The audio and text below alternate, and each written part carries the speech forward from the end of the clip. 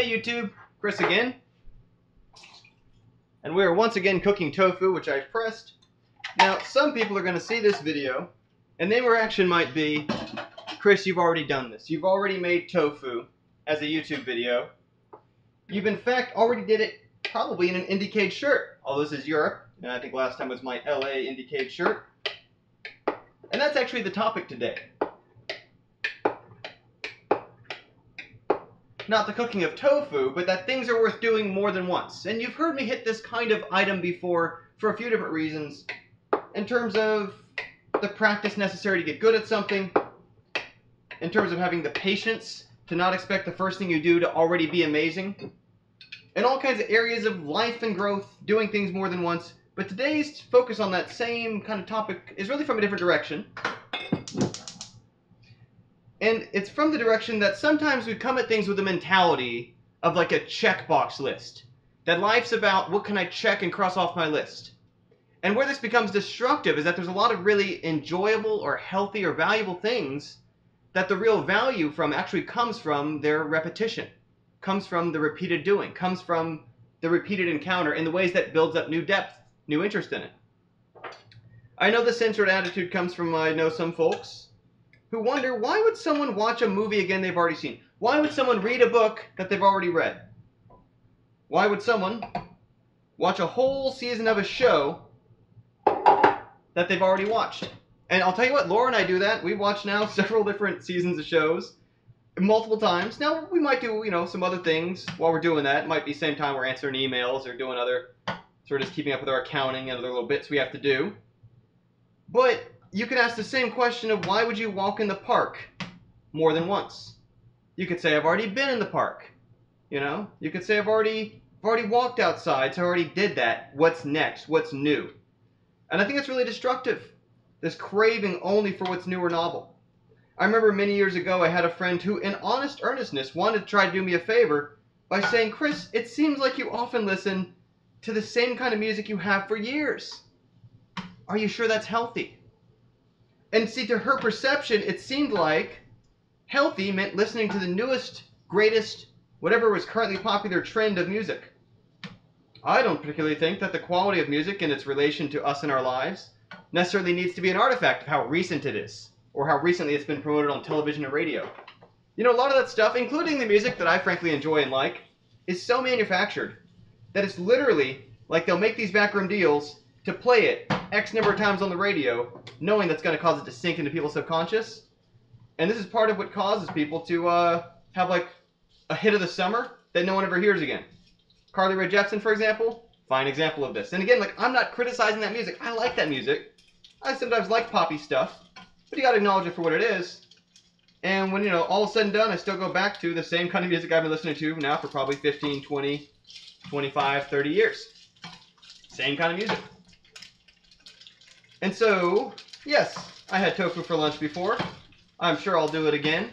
I've made a video standing at my stove before. I'm sure I'll do it again.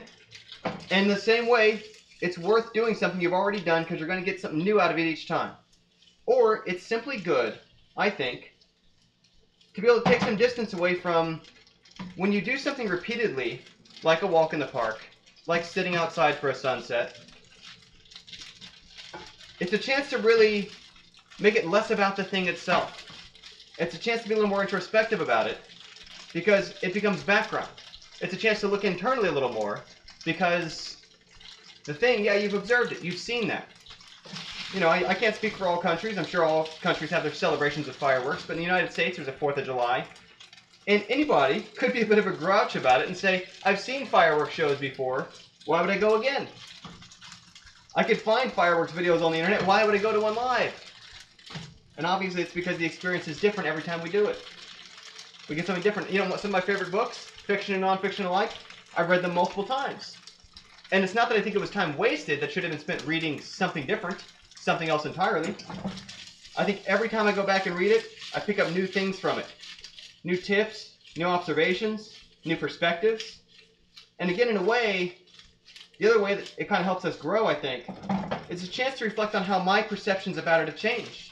Maybe something that was important to me as a child reading The Never-Ending Story or that was important to me as a college kid reading Walden or Meditations, now might not seem the same. Now that I'm a little bit older, now that I've been through some different stuff, I now only have a different perspective on it. One of the fun points I think people talk about online about pop culture and shows is when they'll talk about how, you know, we watch a show we did as a kid, and suddenly we start seeing things from the parents' point of view. Whereas when we first watched a show, we saw it from the kids' point of view.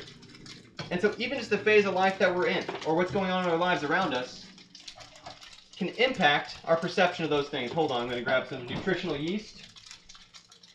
There we go. Yeah, nutritional yeast.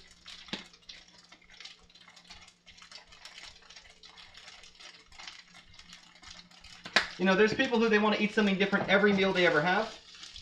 And I think there's value in having a little bit of variety in your diet. I don't think you want to eat the exact same thing every single day. But I think it's also okay to figure out what you like and do that repeatedly. There was some research some years ago about letting people plan out their meals. And there were kind of two different patterns people might take in their plans. Either they got the exact same meal every time they sat down to eat, or they had variety. And what they figured out was variety, which seems like what we're taught we're supposed to like and supposed to prefer, only helped if it was like every single day in a row of the same meal, then yeah, they got sick of it. But if it was spread out to even like once a week, the meal that they liked or whatever, then they actually still liked what they liked.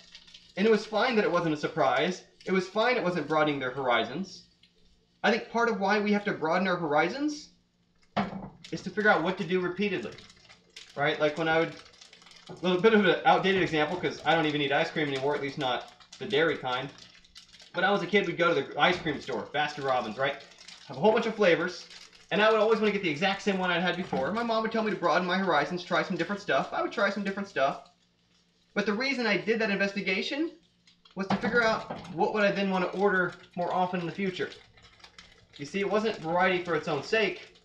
It's variety to figure out, you know, what's better for when it comes to the main experience of not variety. What do I like? Predictably, reliably, and can get enjoyment out of it in that way. So that's probably enough for the day. I think my tofu is basically cooked enough for lunch. I want to thank you as always for tuning into the videos. I'll have another video for you all tomorrow. Bye for now.